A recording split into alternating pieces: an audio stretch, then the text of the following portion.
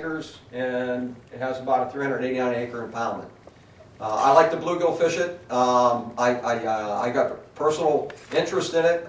I can assure you that personally I don't want to see the lake harmed, and I'll do everything with my power and authority to make sure that it's not impacted by any development that occurs there.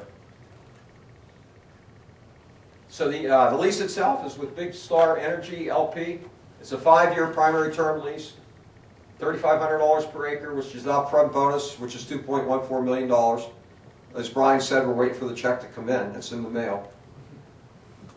No wells are allowed to be drilled within 30, or if a well isn't drilled within 30 months, then Big Star has to pay a penalty. These are pretty standard conditions in leases. 8.25% royalty rate with a step-up rate of 19% after well payout. So once the well pays back, the royalty rate for us goes up.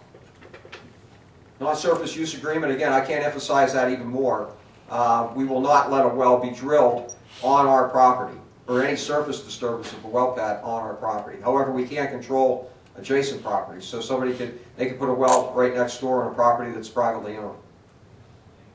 And it includes water monitoring and protection provisions. And once we get that lease up online, we can talk about those tonight, but we'd be happy to fill you in if you have any interest in what the lease contains and how we've upgraded the protection provisions in our leases beyond what normal state law and regulations require. And then all the money is deposited in the fish fund. And personally, I've argued that we should restrict that to be spent on our #1 priority, and that is fixing our high hazard dams. Rose Valley doesn't happen to be one of our high hazard dams, but we got one just to the north, and it's Nessmuk Lake up in Tioga County. And I like to bluegill, crappie, and panfish on Nessmuk. I was up there a week before last. And we're looking at Nessmuk because we've got a watering program in place. The dam is leaking. We're very concerned about the dam. We've had to breach a number of dams in the near past because of leaking dams and threat of failure. We're watching Nessmuk very closely, and who knows what the future has to hold. We're hoping that we don't have to either draw it down or breach it, but you never know.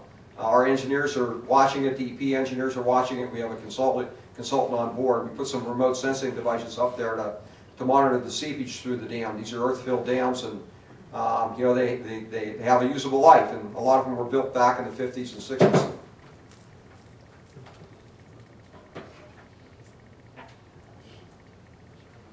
Tape didn't hold.